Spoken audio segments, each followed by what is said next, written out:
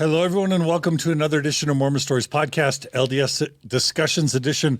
I am John DeLynn, your host for today. It is May 17th, 2023, and today we are in the towards the end of an epic series on Mormon Stories called LDS Discussions. For those of you who don't know, we are now currently on episode 45. Where we are discussing as neutrally and as objectively as we can Mormon church truth claims. Today, the topic is Mormon prophet Russell M. Nelson's teachings on doubts. We're in a sub-series within LDS Discussions about how the church handles doubts. For those of you who don't know, this is all based on the amazing work of Mike from LDSDiscussions.com. This series builds on itself. We're 45 episodes in. If you haven't watched the previous 44 episodes, please pause, go back to the beginning, watch them all because these episodes build on each other. And of course, I'll just say, like I always say, you can consume this series in isolation, either on Spotify under the LDS Discussions brand in audio or video, or on the Apple Podcast app. Or you can go to the Mormon Stories Podcast playlist, and there's an LDS Discussions playlist there where you can view these episodes sequentially.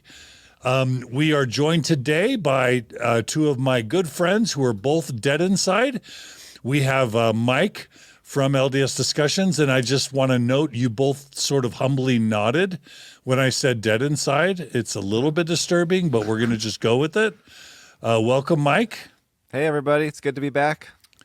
And, of course, we have Nemo the Mormon from the Nemo the Mormon YouTube channel. Hey, Nemo. Hello. Why is it you two are both okay acknowledging that you're dead inside? What is wrong with you? I'm British. I don't know what Mike's problem is. Yeah, I don't know what my problem is either. It is what it is, right? I just, for the record, I'm not dead inside. I have 73% British DNA. Yeah, he does. Yeah. So Yeah. I guess my dead inside genes are dormant. Yeah, because I've got 95, so somewhere, I'm still 3/4, bro. somewhere in that like 12, 23%, whatever it is. Anyway, we covered last episode part 1 of how the Mormon Church handles doubt. We shared a lot of cool videos or disturbing videos, depending on your point of view. And we decided to split this episode into 2 because this part 2, number 1, was going really long. And then number 2, a lot of this episode really focused on beloved Mormon prophet Russell M. Nelson and how he handles doubts. So make sure you watch last episode because this episode builds on last episode. And without any further ado, Nemo, well, let's say Nemo first. Do you have any announcements you want to make, Nemo, before we begin? I've done a video on this talk that we're about to look at, so check it out. What's it called? Lazy Learners and Lax Disciples is what you type into YouTube and you'll find my video. We can pop a link down there, I'm sure. Okay. But I sat through the entire talk, so you don't have to, and I went through it blow by blow. So Okay. Yeah, and while you're at it, please subscribe to the Nemo the Mormon channel and also subscribe to his donor box at donorbox.org/Nemo the Mormon, right, Nemo? yeah, you could do that as you want. All right. Okay, Mike, any announcements you want to make before we dive in? No, I think this episode, to your point, if you haven't seen the first one, I would watch that first because the first episode kind of covers how some of the more recent talks by church leaders have gone, especially when you're talking to young kids, to college students. And then this one is we're going to cover Russell Nelson's talk on doubts. We're also going to cover a very recent talk by the church historian on doubts, which happened just within the last month. And so those two talks I think are really important, both because one's coming from the prophet of the church, who's the current prophet, and then the other one's coming from the current church historian, who obviously should have access or does have access to way more information about church history than we do.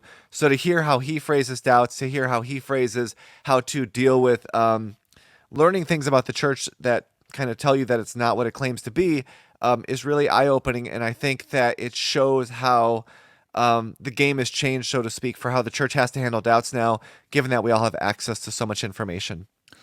Okay, and for those of you who aren't Mormon or have never been Mormon, Russell M. Nelson is the current president and prophet of the Mormon Church. We are taught that he is God's literal mouthpiece on the earth for the entire world, and that he is a special witness of Christ and is probably talked to God and or Jesus. That's kind of general Mormon belief. Is that overstating it? Not really. No. I mean, it's been we've done episodes on Revelation, so we've talked about this, but Russell Nelson will constantly say things like, I was woken in the middle of the night with an impression that I wrote down, and the implication to members is that those impressions are revelations he's getting in his sleep. His wife, Wendy Nelson, I think in an interview said something like he pulls out his yellow pad, tells Wendy basically get out of the room, it's happening, and then she leaves the room and he writes down whatever he had in his dream. It's not much different than when you'll hear comedians, for example, say that they sleep with a pad next to their bed because sometimes they'll wake up with something that's funny and they want to write it down so they don't forget it. It doesn't mean that joke's coming from God. So we'll go through that. But yeah, I would say the Mormon church today does a really good job of not saying explicitly that they meet with Jesus or with God, because they'll have talks where they'll say, I know his face, but then they'll also have talks where they say you're not going to actually see him. So, but they also do that game where saying the word impression is basically saying, I got a revelation that maybe isn't in words, but just more in a feeling. And therefore we're going to do something like say that God's offended when you use the word Mormon after we spent tens of millions of dollars to promote it.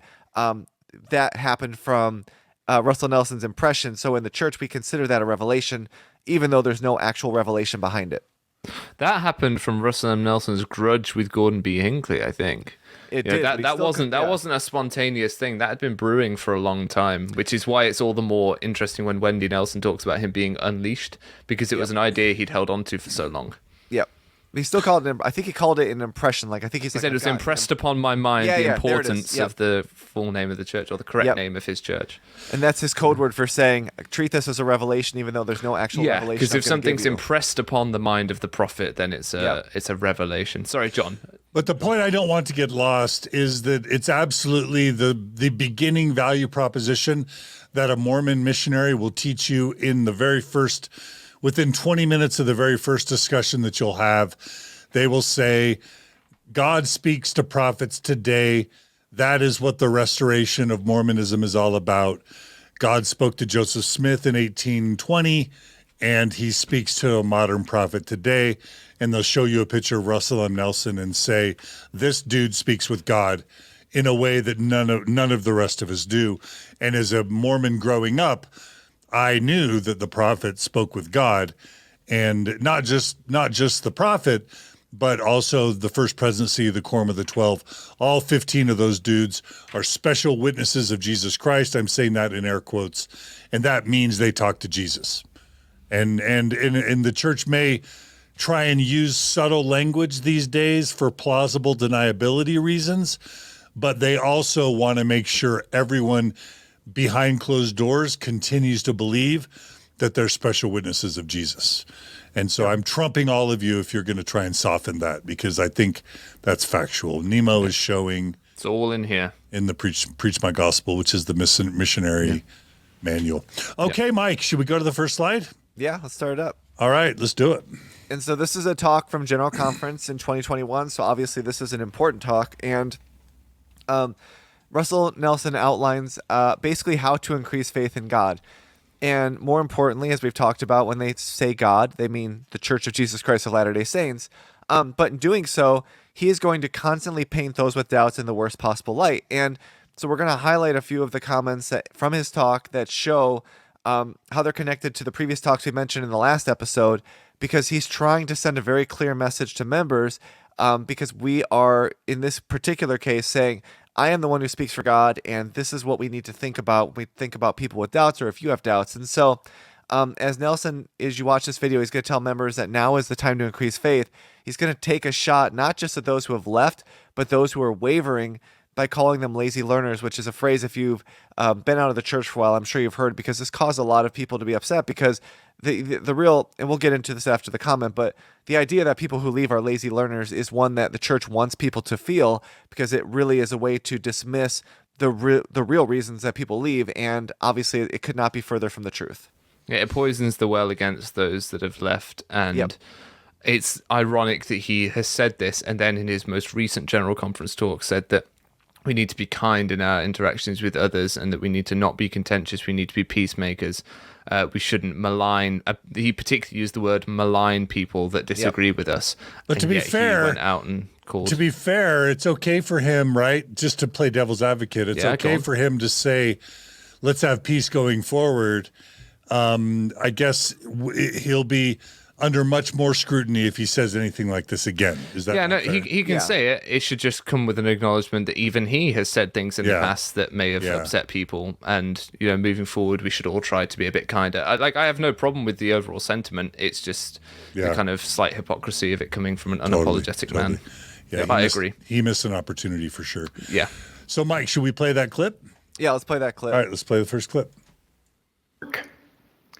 Lazy learners and lax disciples will always struggle to muster even a particle of faith. I mean, I'm already super offended. Yeah, it's lazy. It's absurd.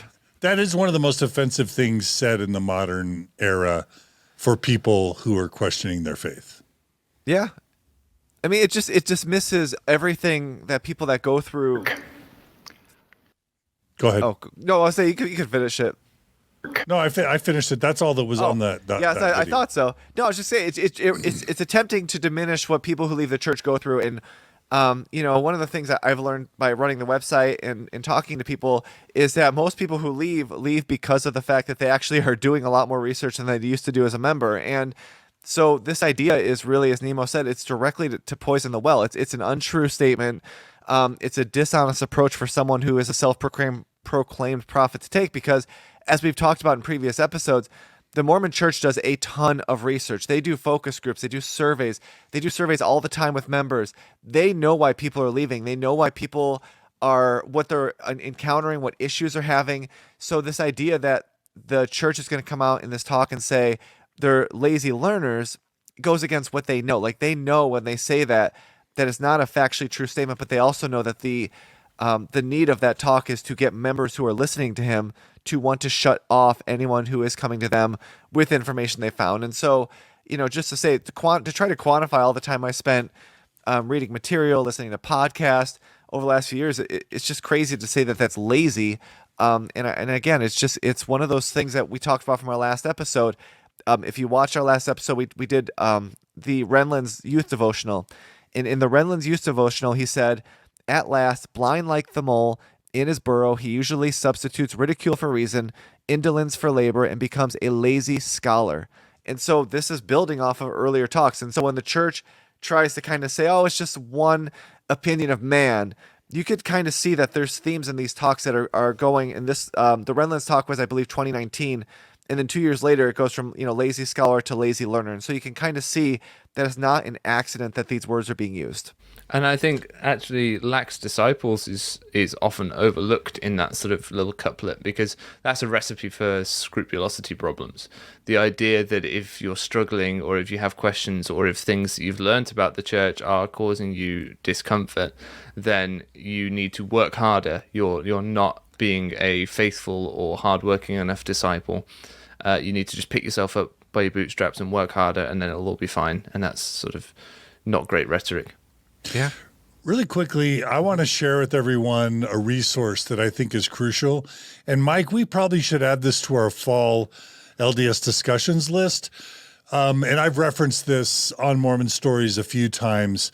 Back in the early 2010s, I was contacted by a dear friend named Travis Stratford, who was connected with an area authority, Hans Mattsson from Sweden. And long story short, Marlon K. Jensen was the church historian at the time and a general authority.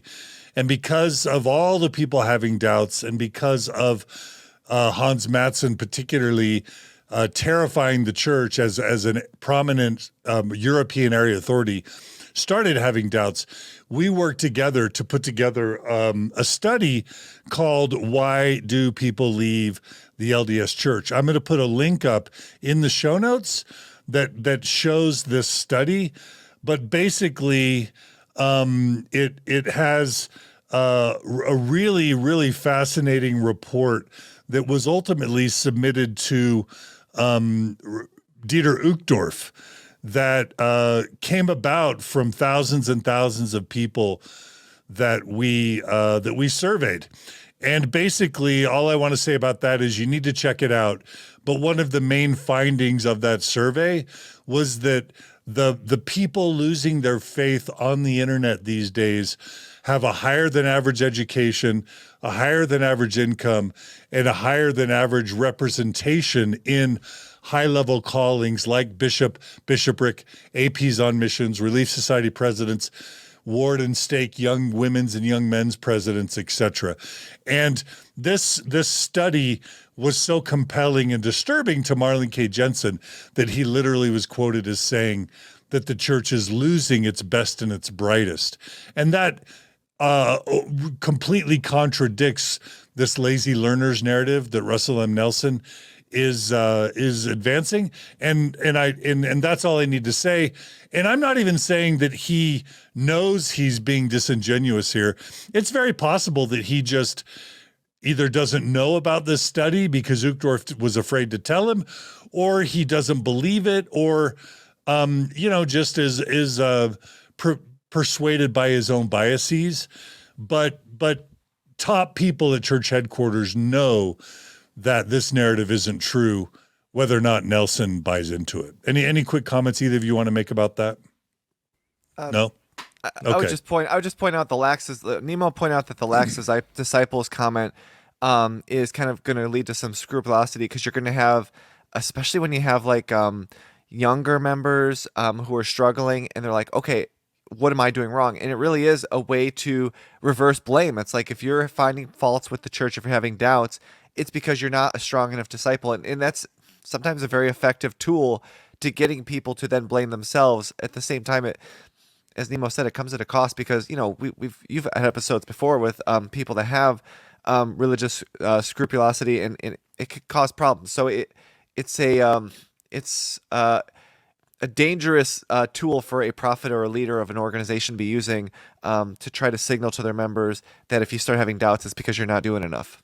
It's also just insulting, and they know better. By now, they know better. And they do. Okay, let's go to the next slide.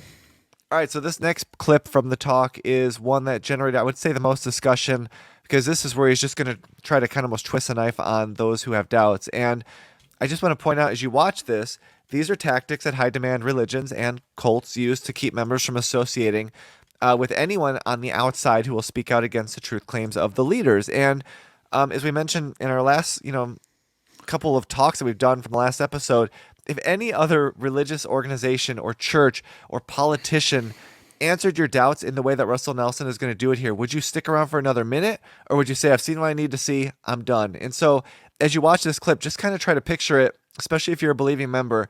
Picture hearing this clip from someone from the Catholic Church, or someone from, I don't want to say a cult, but, David Koresh, or the reorganized Church of Latter-day Saints, the Church of Christ, and just picture, like, what would you say if you were coming to church with a friend to another religion and you heard this? What would your first reaction be?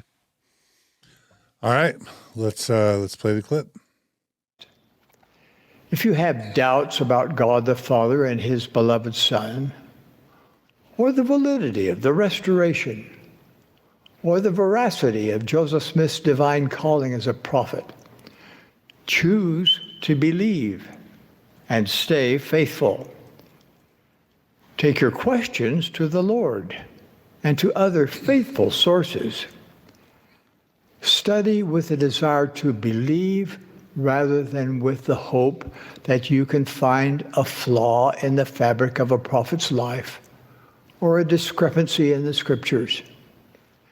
Stop increasing your doubts by rehearsing them with other doubters. All right, let's ask Nemo for his cold reaction to that, and then Mike will have you jump in. It's this idea of just choose to believe. It's that simple. I'm off back to church, guys. I mean, I go to church anyway, but that's it. I'm done. I've closed down my channel because I'll just choose to believe. That's fine. It's nonsense. It's absolute nonsense to say that someone with reasonable doubts, compelling reasons to doubt, as the church historian will go on to say, if people with compelling reasons to doubt are told to just choose to believe, I think that speaks to a lack of answers possibly on the side of the person saying it, because he should be able to give compelling reasons to believe. He shouldn't just ask people to choose it without any sort of backing up of that. Does that make sense? Yeah. Mike, what do you want to add? Well, the next few slides kind of go through what I'm saying, but yeah, it's this idea that we have Dallin Oaks in 2019 saying research is not the answer, and now you've got Russell Nelson just saying choose to believe. Like, no one in the top leadership of the church is saying, if you've got questions, come to your leaders and we have answers. This is not, this is, the church is true, and we can show you why these questions you're having are not based in history. They're not based in evidence, but instead they're just saying, dude, don't talk to other people who are having problems. Don't talk to other people who have found issues. Just stick with us. And that is it shows a lack of confidence from Russell Nelson that he believes that the claims that the church has are true. And it's also one that is a very controlling and manipulative thing to do with people that revere you as a prophet of God. Yeah, and I don't know how much of it is cynical manipulation versus just cluelessness, because he is 90 whatever. But but I don't, for all my attempts at not overinflating my position in the world, I do think I have spoken to more Mormon questioners and doubters than almost anyone in the world, definitely tens of thousands at this point. And I can say that almost unanimously, these people, if they had a fault, it was caring too much, not too little. They weren't lazy. They weren't just trying to rehearse doubts. They had sincere problems that were legitimate. And Nelson's characterization of them is very glib. The easiest thing in the world within Mormonism is just to keep believing.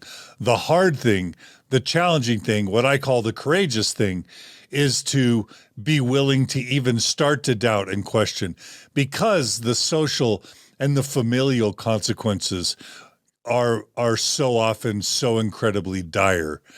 And so this is almost an unpardonable sin that in 2020, what year did he give this talk? Do you guys know? So 2021. Yeah, that by 2021, they're still advancing this narrative at the highest of levels. It's egregious dereliction of responsibility, and I couldn't emphasize that enough. Okay, let's go on to the next slide.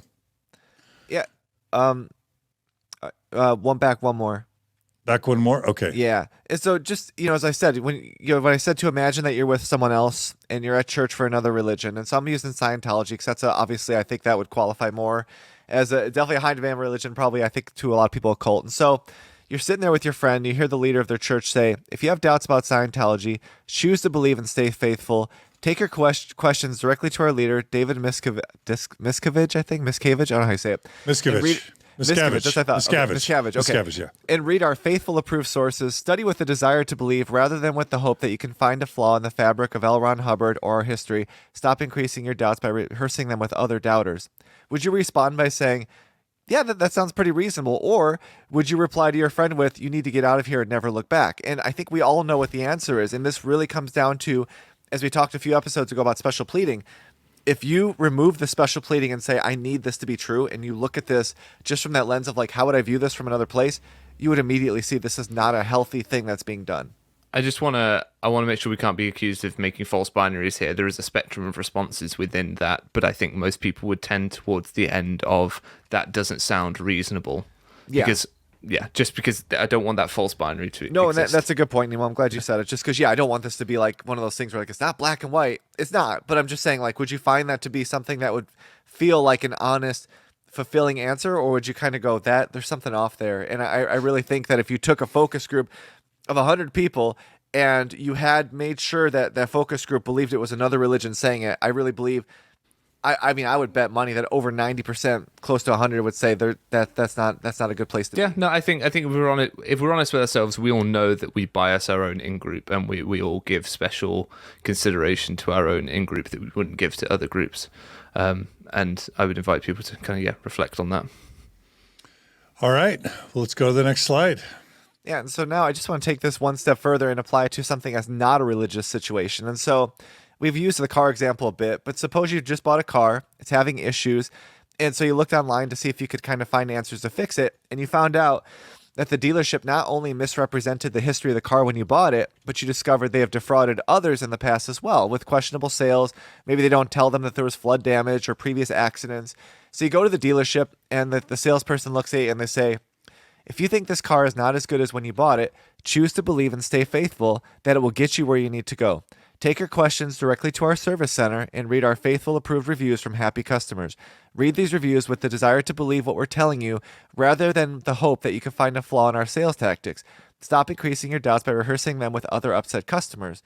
And I realize this sounds super facetious, but the problem is when you look at it this way, you would realize that you'd probably be walking out of that car dealership ready to call a lawyer because clearly this line of thinking is designed to shut off your critical thinking. And that is what Russell Nelson is doing. And so with a car example, yeah, you're probably going, this is ridiculous. But the point is that line of thinking is designed with a very specific intent to poison the well and to keep you from looking deeper. And that is not what any religion that believes their claims should be doing. Yeah, because if you believe your claims boldly, this is what I always found strange about leaders of the church, that they never get involved in debates. They'll never, go toe-to-toe with someone who disagrees with them. Because it almost seems as though they're not actually that convinced out of a safe, controlled environment of their own beliefs, which if they were, would lead to the sort of behaviors where they are willing and able to have their beliefs not attacked but questioned, and they would have answers to those questions, but they very much exist in a bubble of don't question us, just believe us. Yeah. And that doesn't inspire a lot of confidence, really, to my mind. All right, let's go to the next slide.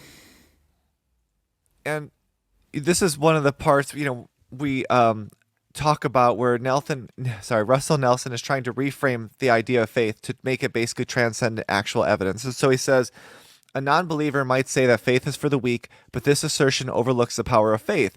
And I've talked about this in previous episodes, but that is not what those who leave the church say. It's a complete straw man argument. And the definition of faith from the Book of Mormon is really consistent with how I always understood it before I joined the church. And so Alma 32:21 says, if ye have faith, ye hope for things which are not seen, which are true. And as I've said, that when I grew up, I was not obviously in the church, and I was more of a Protestant background. The faith was the idea that you believe in things that you cannot see and you cannot know for certain one way or the other.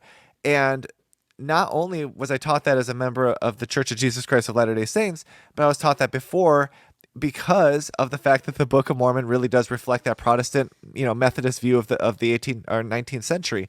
And the problem with Mormonism is that they're trying to redefine faith and make it not the assurance of the existence in spite of what we have seen. And so what they're saying is, faith is about believing in things we cannot see, but it's not about believing them in spite of what we can see, what we can read, what we can understand about the evidence. And so to say that you're overlooking the power of faith when someone comes across, say, the Book of Abraham translation being wrong, that's a horrible argument from Nelson, because he's trying to basically tell you that you're just doing it wrong. You're lacking faith if you're looking at very testable truth claims from Mormonism and actually testing them as Joseph Smith was telling everyone to do.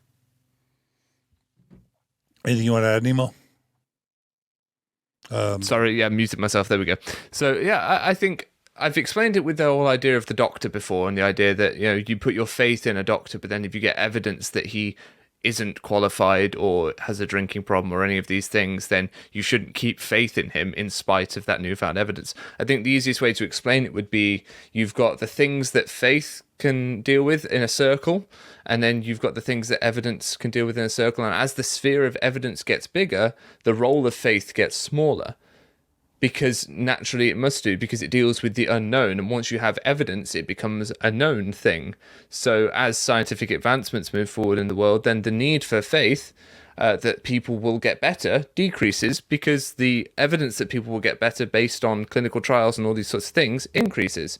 So you're no longer having to pray for the recovery of people that could be treated by a evidence-based medicine. I think that's the simplest way I can put it in what how faith should act, but as Mike said, in Mormonism it acts differently. I love it. All right, Well, let's go to the next slide. Yeah, and so this one is where Nelson is going to kind of invoke the bandwagon effect, which we talked about in a previous episode, which is to say that you should know the church is true because others before you have given so much to be a part of it. And I feel like I'm beating a dead horse here, but other religions have had many more people die in wars over their beliefs, die for other causes. It doesn't make what they believed any more or any less real than the truth claims of Mormonism. And so as you listen to this clip, I just want you to think about this. 909 people died in Jonestown. Why would 909 people have willingly died in Jonestown if they didn't have faith that the People's Temple was not the one true belief, one true church, whatever you want to call it? And so I think we need to focus on that as we listen to this clip from Russell Nelson, because it really shows how this is such an ineffective argument and it just doesn't really hold up in any possible way. I also want to just refer people to our episode on Mormon spiritual witnesses and testimonies, because it really just approaches the problem of epistemology within Mormonism, which is the study of how people believe things. And we've all been taught that if we have strong emotional experiences, that's the Holy Ghost bearing witness to us that something is true. And obviously the problem with that is that people in the FLDS church and Jim Jones and the people's, what is it? The ones who all did death by suicide in California, Heaven's Gate, like the dudes who flew the planes into the Twin Towers, from Islam, from the Muslim faith, like what faith doesn't have people who have felt strong emotional feelings, called that inspiration, and then Christianity went on several crusades. Yeah, right. It's just the way religion works, is they get you to have strong feelings. They tell you that it's God or the Holy Ghost or some spirit confirming to you that it's true. And then you've got thousands, tens of thousands, hundreds of thousands, or millions, or in the case of maybe Christianity broadly, a billion people all telling you they believe it's true. Okay, so now that we've poisoned the well, let's play Russell Nelson's clip. Would Joseph and Hiram Smith have suffered martyrs' deaths defending the restoration of the Lord's church unless they had a sure witness that it was true? Would nearly 2,000 saints have died along the Pioneer Trail if they did not have faith that the gospel of Jesus Christ had been restored? Truly, faith is the power that enables the unlikely to accomplish the impossible. Do not minimize the faith you already have. It takes faith to join the church and remain faithful. It takes faith to follow prophets rather than pundits and popular opinion. I mean, it's just such incredibly bad, poor thinking, especially for someone who has a training at the level of a medical degree. It's just such bad thinking. Yeah, but John, you're just a pundit, mate. Yeah, and it's effective. I mean, it's effective. I've had people tell me, people I know and also people I've met through doing this, that one of the things that holds them to the church is this idea that I have had pioneer heritage that I cannot walk away from, because if I walk away from, what does it say about my parents? What does it say about my great-grandparents that they gave so much and I'm willing to walk away from it? And so Nelson is definitely choosing these words and choosing these concepts carefully because he knows it's effective on getting members to refocus their kind of mindset with regards to faith. And so that's why he does it. I feel like, as I said, this has no bearing on the truthfulness of Mormonism either way. It doesn't mean it's true. It doesn't mean it's false, because so many other religions have had way more people die, way more people do things because they believed it was true. But again, it's effective when you're speaking to an audience of believers to hammer this home, to make them plant that seed in their mind of, look at all you're giving up if you walk away. All these people before you did it, and now you're going to be the weak one, the weak chain of the link. Yeah, I mean, can we just point to some of the factual accuracy of some of what he said? Would Joseph Smith and Hiram have suffered martyrs' deaths if they didn't believe it was true? Well, they didn't exactly have much of a choice, and Joseph Smith did do things to try and get out of that situation. It's not the whole lamb to a slaughter thing that we're necessarily led to believe. So this idea that he didn't necessarily want to die, he didn't go, well, then kill me for my beliefs then. You know, he tried to get out of it. He tried to stop people coming into Nauvoo. He wasn't exactly the placid, laid down person that we're meant to believe that he was in this situation. And again, that appeal to popularity about the sacrifice of the pioneers. For those that are the descendants of pioneers, it's almost like a sunk cost fallacy. It starts to lean into a bit of that. It's like, well, your ancestors have already paid this price, so are you going to squander it? It's the same thing that's used to kind of press people on the whole, Jesus Christ died for your sins, so are you going to then throw that thing away? You know, someone else has already done this thing for you, so it would be rude and wrong and horrible of you to then not live up to that thing that someone else did. Yep. All that, and I just want to add that people commit fraud all the time and face dire consequences as the result of their fraud, whether it's Bernie Madoff, you know, or just all the Ponzi schemes, all the financial fraud, all the sexual, you know, abuse that happens, just criminal behavior in general. People commit fraud all the time and end up being punished significantly for it. So just to make that argument, why, you know, is it possible that someone would commit fraud and then face negative consequences? Like, has he heard of the legal system? Has he heard of the judicial system? Has he heard of the criminal courts? Like, it's full of people who do that kind of stuff. Well, and just to hammer home the one point where he says, would Hiram and Joseph have died if they didn't believe it? It's like, well, did David Koresh die? Did he not believe it?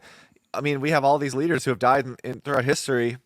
Are we then trying to play this special pleading game of saying, well, our guys are really true because we believe it, whereas those other guys were kind of just crazy and believed it? And I think that's why this doesn't, it has no relevance whatsoever, but it's effective, and so that's why he's doing it. The scientific method would look a whole lot different if you'd got like university professors who had to like be willing to die or duel to the death, and then that would prove their hypothesis true rather than just simple repeatability of results. You imagine, you know, you've got string theory versus whatever, and a couple of physicists duking it out to the death. That's just not the way that we know things are true. It's not, are you willing to die for it? It's, is it repeatable? Yep. Yeah, absolutely. Okay, so let's go to the next slide. Yeah, and so at the end of that little clip we played, he talks about how, you know, the church doesn't change due to popular opinion or pundits, and they really hammer this home a lot, which is a way to appeal to an us versus them mentality, especially when you are being seen by society as a whole as being behind the times. We see that today with the LGBT stuff. And I just want to point out before we move on that the church has made a lot of big changes due to popular opinion that are massive changes. They ended polygamy, at least for time. I know it's still doctrine for eternity, because the government basically said, and the public as a whole said, you can't do polygamy. They removed the priesthood ban on members of African lineage and black skin because the civil rights movement was happening. They had all sorts of issues with potential, you know, lawsuits. BYU, they had teams that were boycotting their games. Obviously, at that point, they were a good, 20, 30 years behind the civil rights movement to finally remove that ban. They removed the penalties in the temple ceremony, where members used to have to repeat the Masonic penalties that, you know, basically you were miming you're killing yourself, slitting your throat, cutting your bowels out. If they revealed the temple ceremony, they removed some sexist language in the temple that was rooted in polygamy, where the wife gave herself to the husband, but the husband gave himself to God. They removed the November 2015 LGBT revelation from God just 3.5 years later with a second revelation, because members were not willing to accept such a discriminatory policy, as well as the, you know, public as a whole. And allowing their parents to be with their children when they have interviews with the bishop, where sexually explicit questions are asked to young children, happened because Sam Young was basically got excommunicated trying to rally people to stop allowing bishops to basically force, you know, a situation where parents couldn't be in the room. And so these are just a small list of really some of them monumental changes in the church that come because popular opinion forced them to change. Yeah, Absolutely. Nemo, you want to add anything?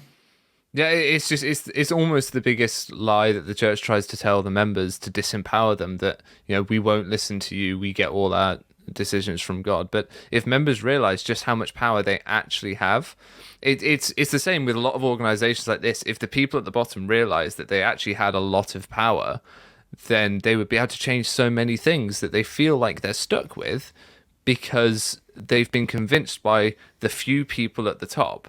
I was watching a TV show the other day, and And essentially, the people remark that, what if there's actually only 2 or 3 people watching us down here? What if they want us to think that there's loads of people here keeping us in? But what if actually there's only a couple of them? And it's the same in the church.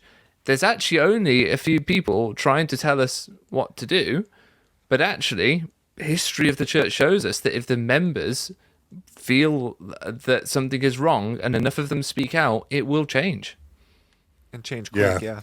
And Yeah, change quick. John Larson has made the point. We have him on Mormon Stories occasionally. He's the former host of Mormon Expression podcast. He makes the point that you really can't name a fundamental core Mormon doctrine that hasn't changed significantly since the founding of the church, including the Godhead, right? Including the priesthood. Take your pick. The Book of Mormon itself has undergone many significant changes. You really can't name a core Mormon doctrine that hasn't changed. And if you're open and you study the history, you'll be able to find the origins of the changes coming out of, social dynamics and or relationships and or just new things that Joseph learned, but primarily legal or social pressure. So it's either just a naive just lack of understanding about basic history and social dynamics on the part of Russell M. Nelson, or again, it's this cynical deception because he should know better about how much, in fact, Mormon doctrine has changed over the years due to social pressure.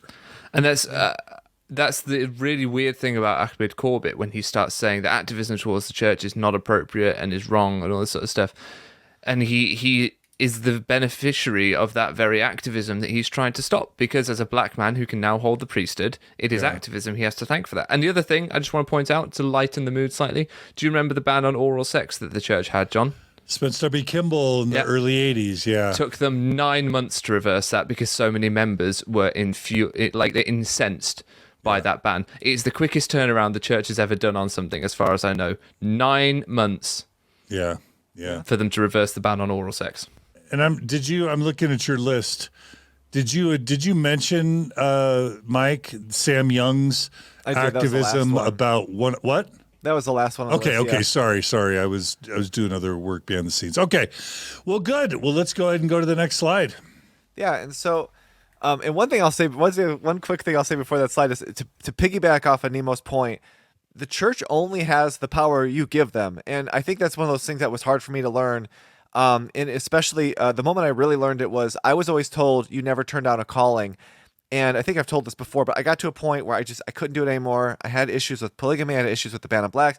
And the ward I was in, I really didn't feel comfortable. And it just got to a point where I didn't want to go. And so they knew that. And so they kind of pulled me aside. They're like, if you don't start going to more activities, you're going to fall away. And I was like, I'm not going to the activities. So like 2 weeks later, they're like, we just prayed about you. And we were told by, revelation or personal revelation that you need to be one of the counselors in the elders quorum. And I said no, because I couldn't do it. And it was that moment where you realize that the church doesn't have any power over me unless I give it to them. And to Nemo's point, that's why if enough people say enough's enough and you really actually put your foot down and realize the church is powerless unless you give them the power, they will make changes. So, if you're a woman who is sick of not being able to hold the priesthood, not being able to pass the sacrament, not being able to baptize your child, that is where the more people that are willing to get together and actually make noise, the quicker the change is going to be. Now, the church will never immediately change because they don't want to be seen as caving,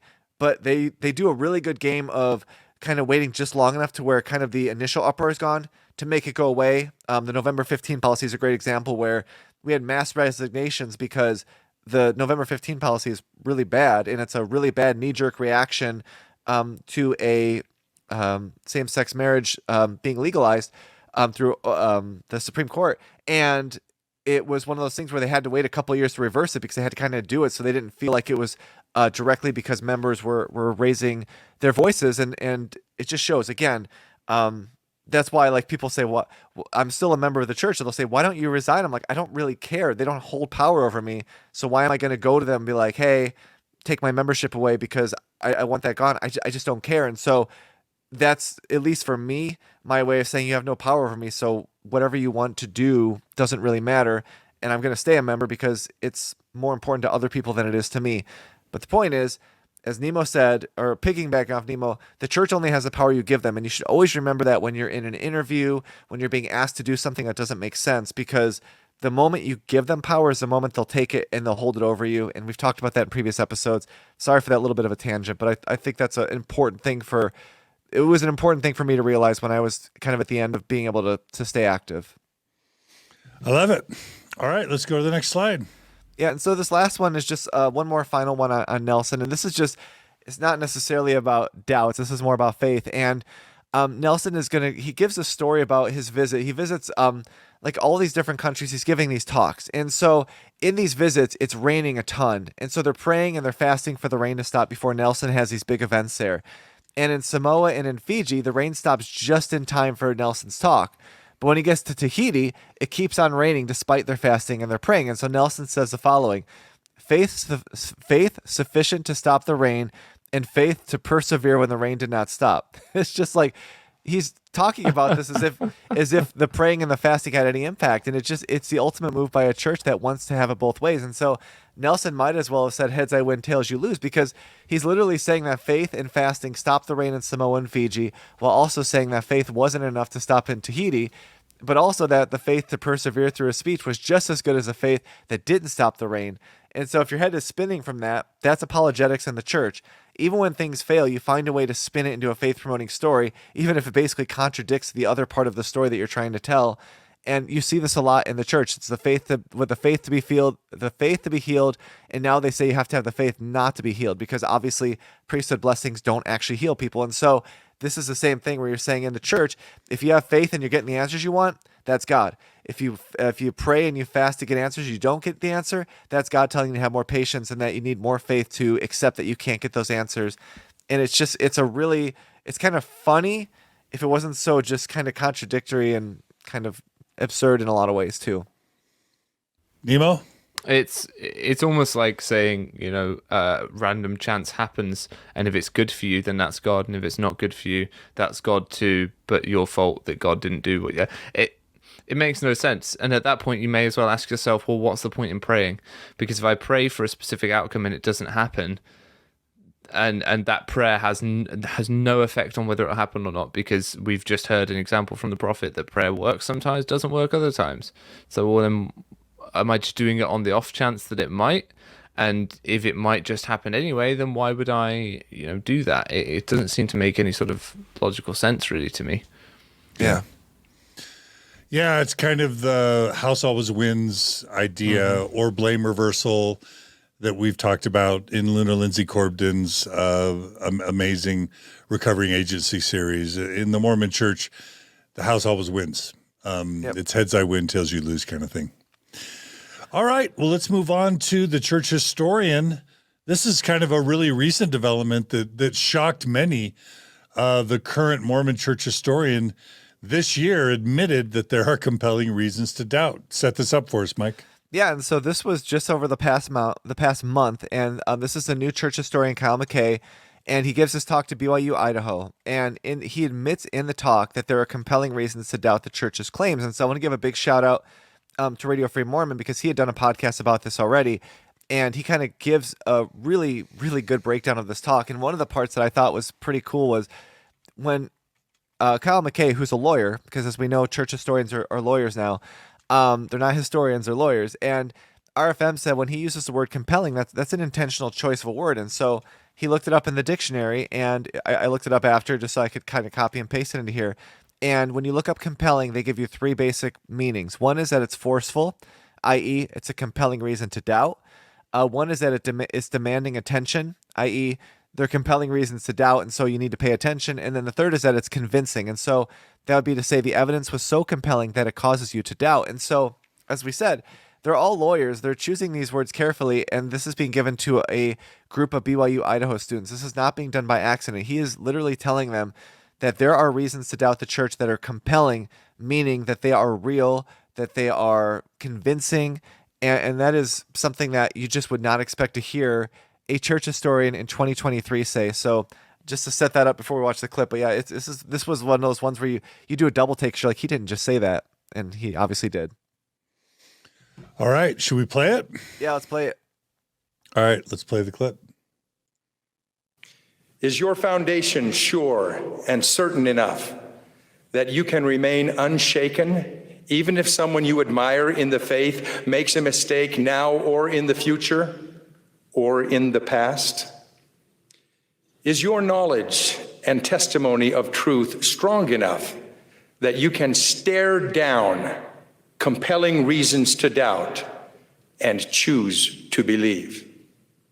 Have you learned the gospel, the principles of the gospel in such a way that you can do all this? In the spring of 1837, for reasons that seemed legitimate to him, Apostle Parley P. Pratt turned his back on the prophet Joseph Smith and tried to take others with him, All right. including... All right, Mike. It didn't cut off on its own. But yeah, it's just, like I said, just to point out that, he's basically saying that you need to have the faith to basically be able to stay believing, even if there are compelling, i.e. convincing arguments that the church isn't true. And that is just, it's pretty crazy for a historian to tell you basically that you should have faith to do it when he obviously has access to all the information that should be able to rebut those convincing arguments. Yeah, if he's saying stare down compelling reasons to doubt and choose to believe, there's the problem, because if they're compelling, you should investigate them, because if they're compelling, they could be legitimate good reasons to doubt and therefore reasons to no longer believe. So what he is promoting then is willful ignorance. That's what he's advocating, because he's advocating that people ignore compelling reasons to change their paradigm and instead continue to believe the same things they always believed and ignore those things. So it's just willful ignorance he's promoting, which isn't good for people. Absolutely. All right. Should we go to the next slide, Mike? Yeah, let's go to the next slide, and we can just we'll play the clip first. Then Is your foundation... Okay, here we go. As you increase your effort... No, that's right. Yeah, this is correct. Okay, here we go. You want me to play the clip first? Okay. Yeah, I might as well. Okay. As you increase your efforts to increase your testimony, you are likely to become confronted with reasons to doubt.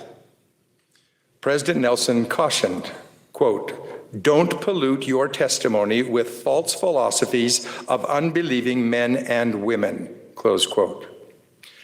Please hear me and understand. There will always be some reason or another to doubt the truthfulness of this church and gospel. There are arguments and evidence supporting the proposition that there is no God, that Jesus was just a good philosopher teacher, that Joseph Smith was simply a charismatic storyteller, and that this church and gospel are not true. This evidence, these arguments, are on some level appealing and believable, for there are many who believe them. All right, Mike.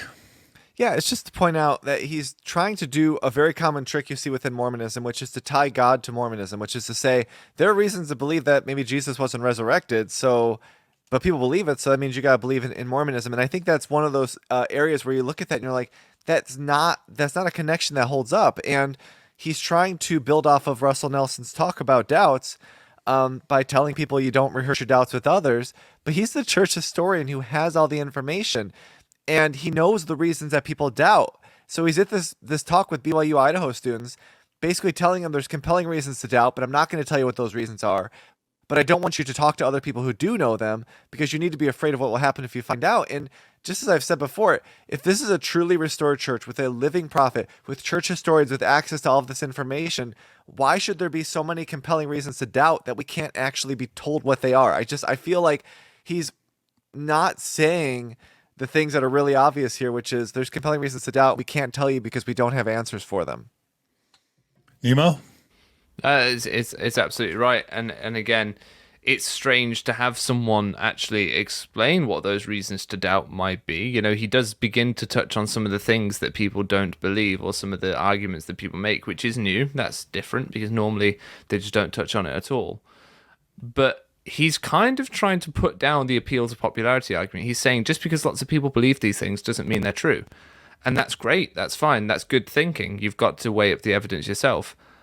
But the problem is the church tries to then use the appeal to popularity for their own good when they want to say, would 2,000 people have died crossing the plains if it weren't true? Would this, would that if it weren't true? So they can't have their cake and eat it too on that one. They can either say appeal to popularity is a logical fallacy, or they can, start using it themselves. And with that, there's my binary for you. Hope it's not a false one. To me, what they're trying to do here as well is kind of like inoculate the members to any possible doubt, and to just kind of say, oh yeah, you're going to have doubts all the time. That's the whole purpose. That's the whole design. The whole test of existence is that you will experience these doubts and then overcome them. And in that sense, they're kind of trying. They're trying to make themselves invincible. They're trying to say that the doubts and the faith crisis you are going to experience is the test. And in that sense, it's an inoculation. The problem is the inoculation metaphor points to a virus, right? A sickness. And some would say that religious belief is a sickness or a virus. And I'm not going to go that far. I think there are ways to have religious beliefs in something bigger, in something greater, that's actually healthy or adaptive for many, many people. So I'm not the person that believes that all faith-based or religious beliefs are illnesses.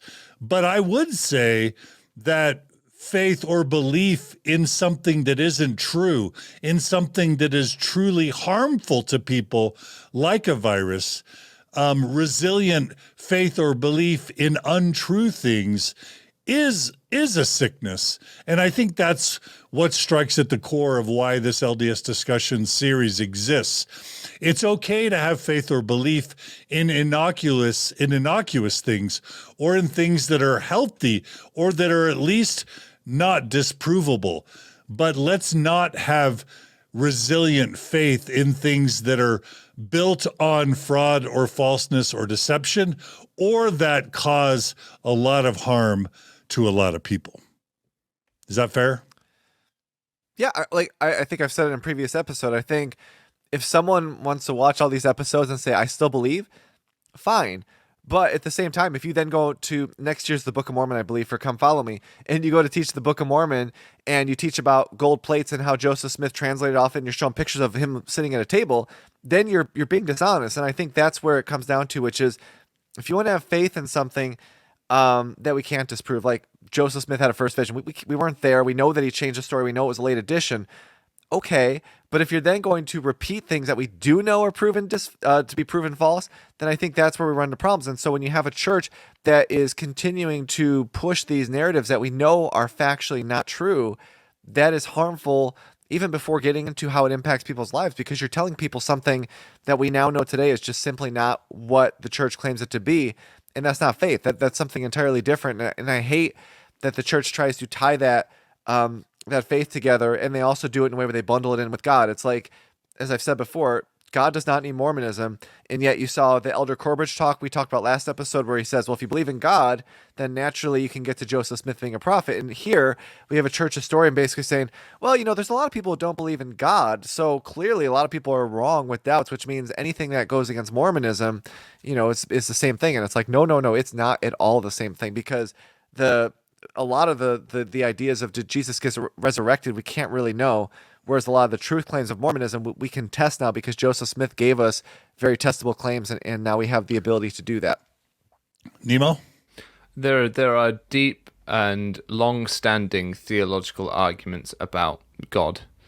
They've been going on for a long time, and Mormon scholars generally don't tend to scratch the surface of some of those. Like the question of evil. We've seen, I shouldn't say Mormon scholars, Mormon leaders try and touch on the question of evil and just unable to deal with it particularly. I think Renlund tried to give a talk about infuriating unfairness. He starts to touch on the problem of evil and then just can't. So I don't think it's honest for them to hide behind some of these very big and difficult theological questions to uphold Mormonism, which the unique claims of which are easily easily refutable.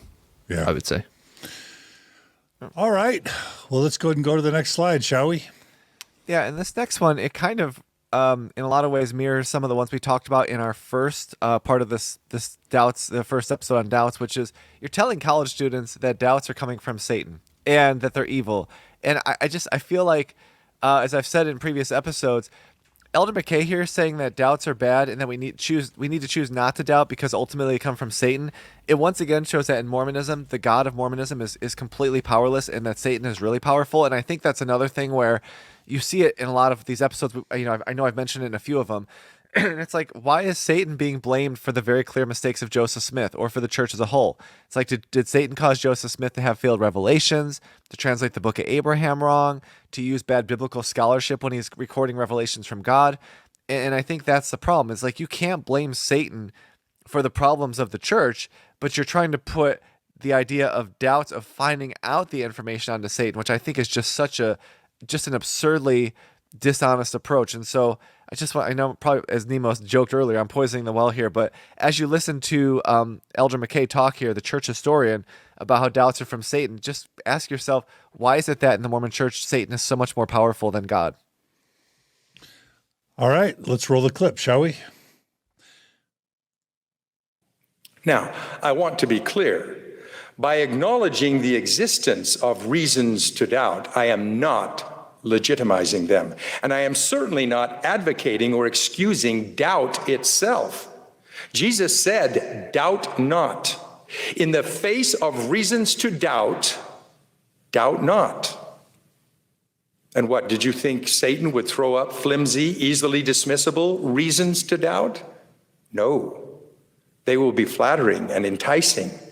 If the prince of darkness can transform himself into an angel of light, then surely he can put forth ideas and arguments that appear enlightened.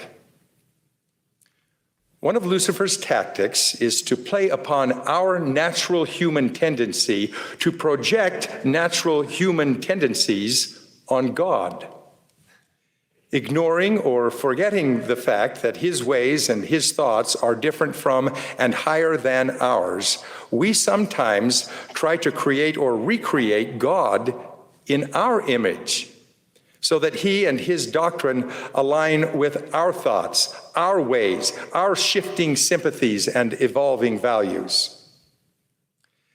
Discovering that God and his doctrine are not shifting or evolving, but everlasting and unchanging, can become a reason to doubt for. Oh my gosh, Mike, is it okay if I jump in here for a second? Yeah, feel free.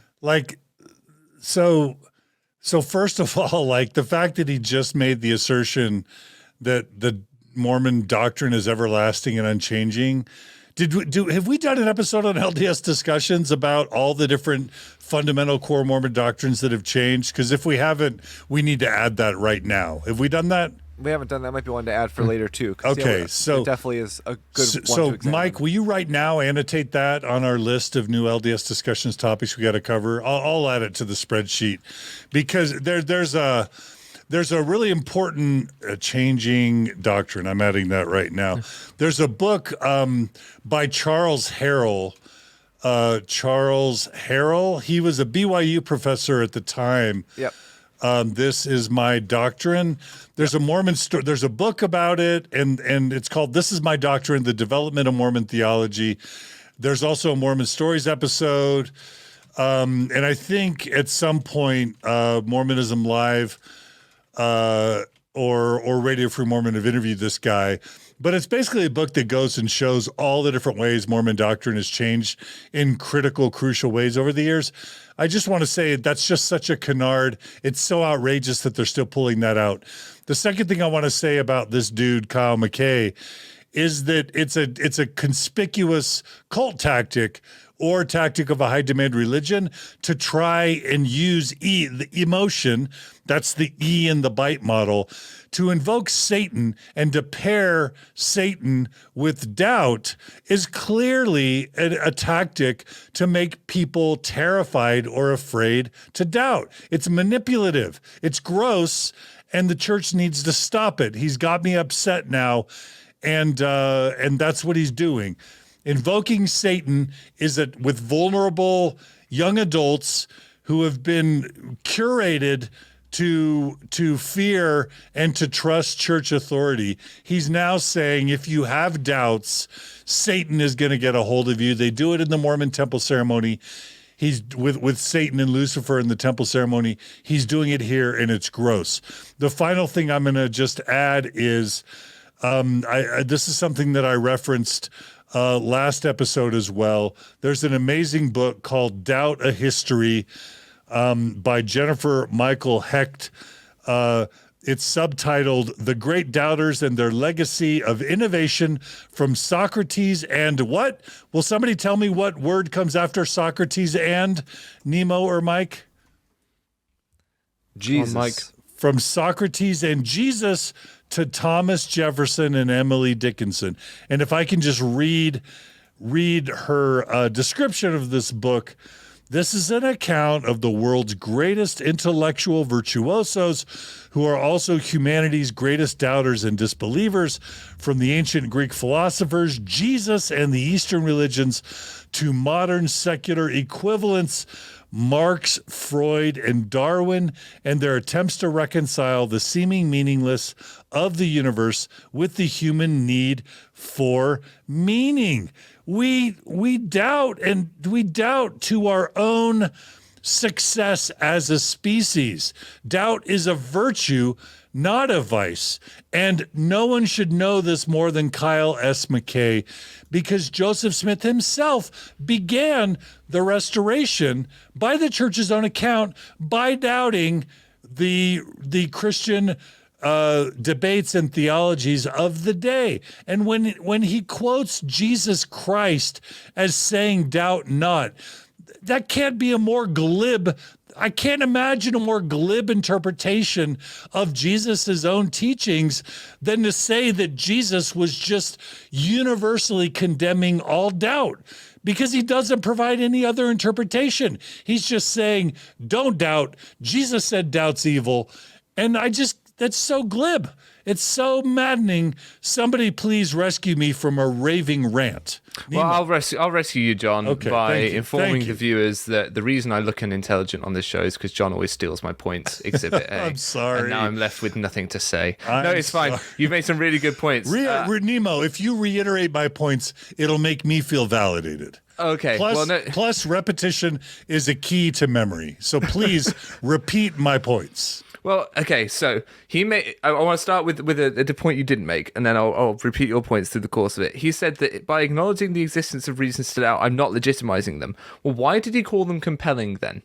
And then he goes on to undermine that statement by saying that, of course, Satan isn't going to throw flimsy arguments your way. Now, and of course, invoking Satan is a way to emotionally manipulate people, because we've been taught to fear Satan our entire lives, so it will bring up that fear in us. And anything that is from Satan is to be run away from. Especially what will make people fearful is if they can't trust what they see, which is why he brings up this example of Satan began to appear as an angel of light. Because, well, then how do I know if I'm seeing an angel of light or Satan? How do I know if what I'm getting is from God or from Satan? If Satan has that level of power... The answer is follow the brother, Nemo. That's how you know. Always because you follow can't the know brother. for yourself, so you've just got to trust them. Because Yeah. Satan's good enough to deceive you, individual member of the church, but he won't deceive us. So just follow us. But That's we've made the this point a overall billion narrative. times. Yeah. Which prophets do we follow? Do we follow Brigham Young, who said you have to have plural marriage to reach, and at least 3 wives to reach the celestial kingdom? Do we follow Wilford, Woodruff, who declared that polygamy should be ceased?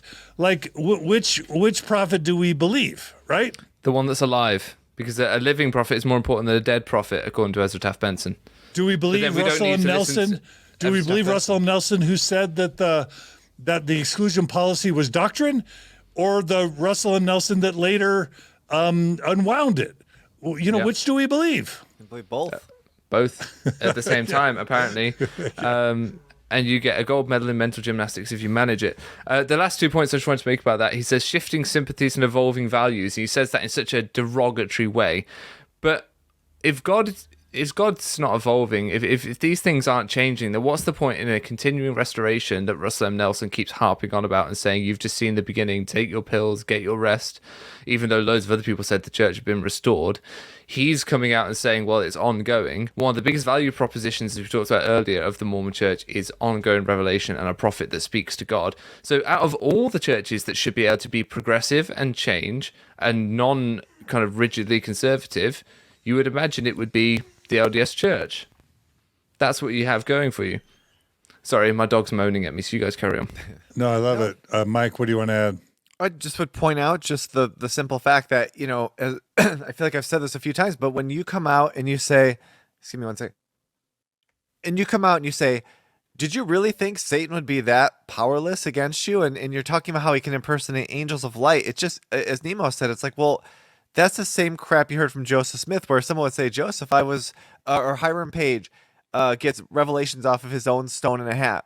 And then Joseph's like, yep, from the devil. And then someone else is like, Joseph, I was visited by an angel. And he's like, did the angel shake your hand, right? What color was the angel's hair? It's always this little thing where it's like Satan is so good and powerful, they could trick everybody except for the leaders who need you to be loyal to them. And I feel like that is something we've seen over and over in these episodes. And I know from a believing perspective, you're like, well, you're not giving them the right context, you're not giving their perspective. But how many times do you need to see that before you go, they're using Satan as a tool to keep you in this box? And as Nemo said too, this idea that he's like, you can't expect God to be in your image to change with the times. But the Mormon church always makes God in their image. They've literally done that since Joseph Smith kind of changed from like what was, at the time more the Trinitarian modalist viewpoint, and made God exactly what he had learned through his theology as a tabernacle of flesh, right? Now I'm trying to think of the phrase.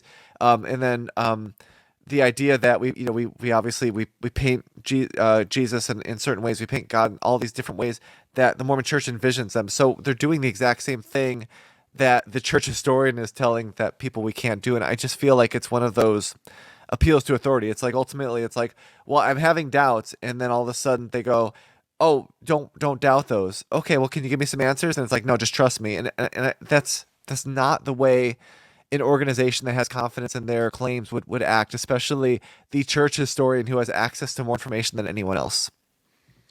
Yeah. And I'll just reiterate what I've already said, which is Stephen Hassan, the world's expert in cults, wrote a book called Combating Cult Mind Control, where he lays out an acronym for how cults work. And it's the BITE model, and the E in BITE stands for emotional manipulation. And I want to, maybe there's really a Satan in the world, but for those of you who are seeking truth and enlightenment, I want to propose to you to consider the possibility that the invocation of Satan by religious leaders, Mormon and not, is an attempt to emotionally manipulate people. Maybe you don't believe that. I'm just putting that out there. I'm advancing that as something to consider. And in this case, I think Kyle McKay is absolutely doing that. Can I just put forward a quick point about the problem with a lawyer being the church historian? Sure. And it's something I mentioned because I did a podcast about this as well. Me and the Brit Vengers got together, did a panel discussion about this talk.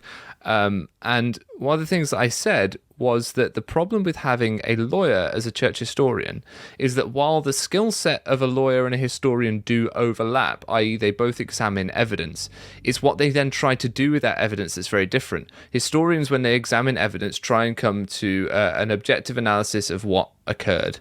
Lawyers, when they examine evidence, try and argue what happened depending on what side they represent.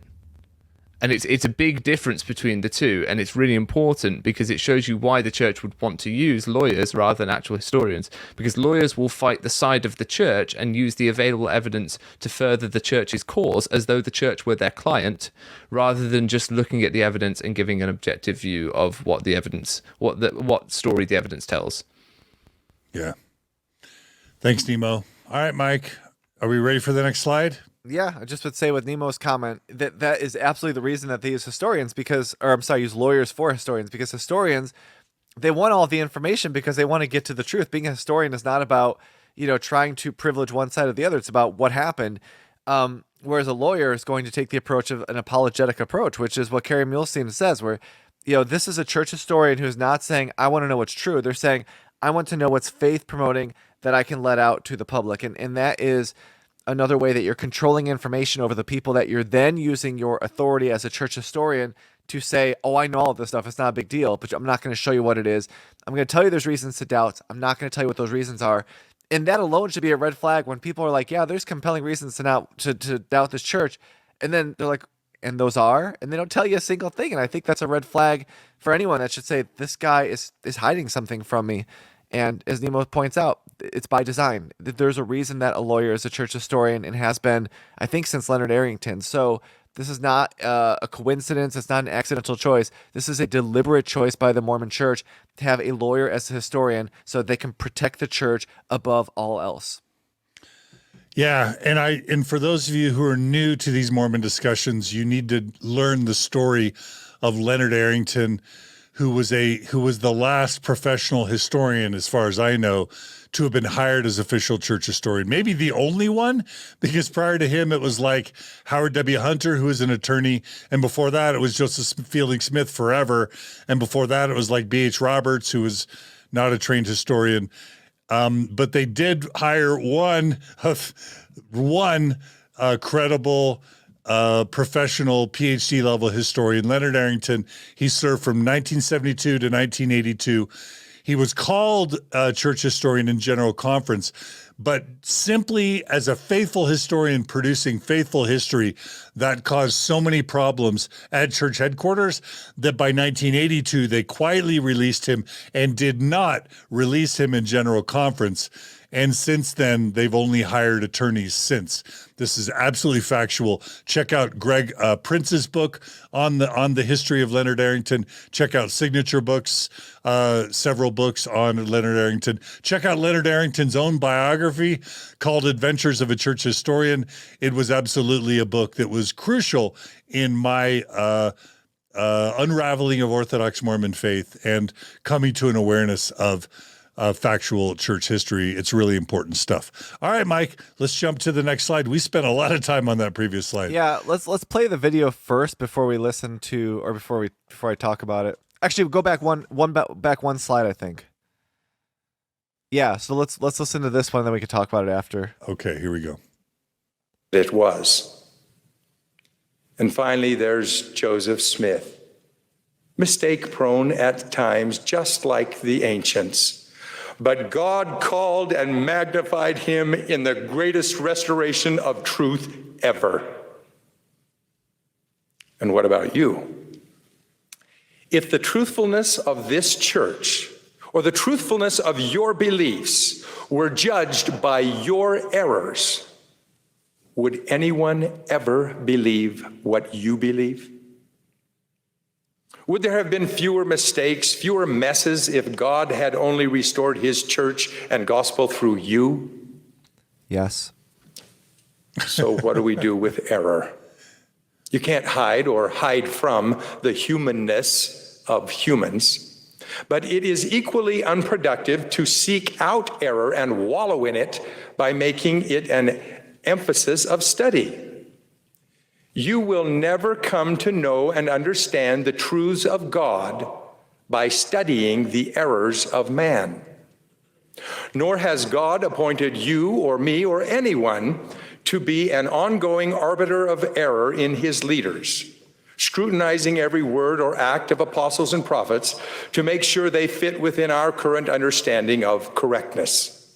That is not his plan. That is not his order.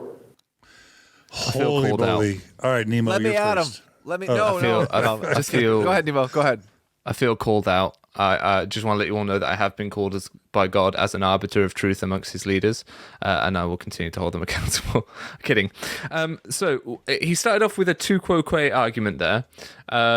This whole idea of, well, could you do any better? Well, that's not the point. We're examining what Joseph Smith did. Doesn't matter whether I could have done any better or not. He's the one that claimed to have God guiding him and restoring his church through him. So we need to look at him. It doesn't matter. It's a complete logical fallacy to even begin to examine my ability to do what Joseph Smith claimed he could do.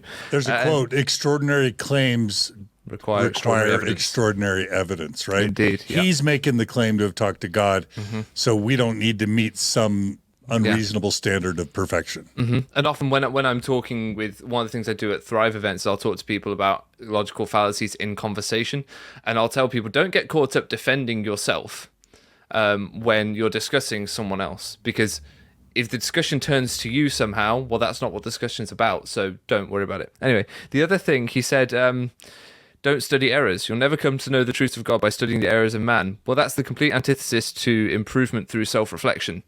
And there's the idea that those who don't study history are doomed to repeat it. So the way to godliness is wisdom. Joseph Smith said things like that, which is gained by learning. Wisdom is learning from your own mistakes and the mistakes of others. So error should absolutely be the focus of our study, the errors of others and our own, so that we can avoid them. Yeah, there's just so much I find distasteful in this talk. Again, this idea that, give Joseph a break. Everybody makes mistakes. Yeah, but not everybody claims to be God's mouthpiece. Not everybody claims to produce ancient scripture. Not everybody takes 35 wives, 14-year-olds, mother-sister pairs, sister pairs, mother-daughter pairs. Not everybody commits financial fraud on a mass scale. Leads people to the brink of annihilation. And so and not everybody produces what turns out to be demonstrably fraudulent scripture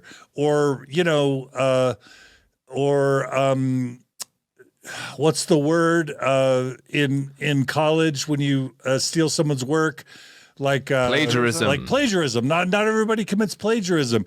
So, that argument of like, are you perfect? Then don't judge Joseph Smith. Again, I'm being repetitive. This idea that people seek out and wallow, like none of us sought out just problems to wallow in it. It's more like Joseph's lies have leaked out and burst forth over time. And whether it's B.H. Roberts discovering things, check out the Secret Mormon meetings of 1922, where Egyptologists started to uncover the Book of Abraham as being a false translation, or B.H. Roberts himself, as church historian, starts discovering problems via science to the Book of Mormon's claims to be historical. Whether it's Fawn Brody's book, Fawn Brody, the niece of David O. McKay, all she was doing was trying to write a faithful biography of Joseph Smith. Just through reading the original source documents, uncovers that Joseph Smith was engaged in sexually predatory behavior and fraudulent behavior. None of us are just, or Leonard Arrington, who was just trying to publish history, starts uncovering severe problems with the church's core narratives. Like none of us are just seeking out and wallowing in problems with church history. We're just like trying to prepare our seminary or our Sunday school lessons. And just by trying to seek out factual knowledge, we come across factual evidence that disproves the core Mormon church truth claims. And so I'm just so sick of them blaming the victims for fighting the church's attempts to keep us from learning the truth. We heroically and courageously uncover the factual evidence, and they're trying to shame us for it. It's so tiring. Yeah, and that's the point I was going to make is the same thing, where it's like he asks, do you think you could have done a better job? It's like, yes, 100%. Yes. I mean, read LDSdiscussions.com, right? Yeah. Or it's just like, I wish someone in the crowd had the courage to be like, yeah, I could, because it's like, look, these are not mistakes. Like Joseph Smith was married to dozens of women and having sex with at least 10 women behind his wife's back. Would I have done better? Yes. I would have been, first of all, if an angel with a drawn sword came, I'd be like, listen, go talk to my wife. You're wasting your time talking to me. I don't know why you're even here. That's number one. Number two, with the Book of Abraham, I would have been like, look, guys, I don't know where this came from. It was a revelation. This papyrus was just I don't know what I'm doing, but this is what came from God.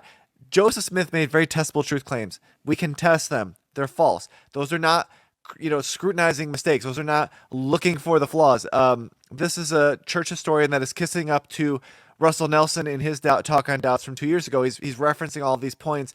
Don't look for the flaws in the prophets, because guess what? That elevates the church if you don't look for their flaws. And as we've said so many times in these 2 episodes on doubts, if you go to any other part of your life and they say, I don't want you to look for the flaws in what we're trying to sell you, you'd be like, yeah, I'm out of here, because you're clearly trying to hide something. And yet within Mormonism, we're supposed to be like, oh yeah, that's faith. It's like, no, but that's not faith. And just to be perfectly clear, the idea that the church wants to tell you on one hand, God works through flawed, problematic people like Joseph Smith. On the other hand, they're like, you think you could do better? It's like, what are we doing here? I mean, yes, I could do better, because I would not do some of the things Joseph Smith did, because I'm not going to cheat on my wife behind her back without telling her. And then when she finds out, go, God told me to do it. Didn't you know?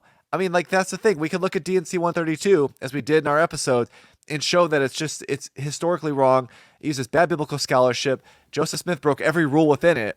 Those are not mistakes. That is Joseph Smith relaying something that he claims is from God that we now know cannot be, because it's got bad scholarship. And obviously then his behavior almost becomes secondary to that. Yeah, I mean, I don't want to rant either, but it's just this idea of putting the blame on the members is ridiculous. Better from a Mormon perspective is problematic and open to shifting goalposts, because he's the one that gets to determine better. It's like, do you think you could do better? Well, do what better exactly? Like, start a religion? I possibly couldn't start a religion that would get to the size that and the wealth amassed that the LDS Church has got to. Possibly I couldn't. Could I have done better morally? Probably.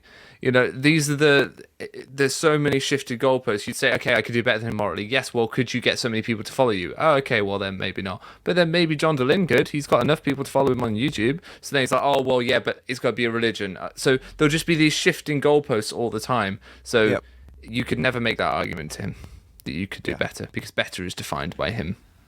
That's true.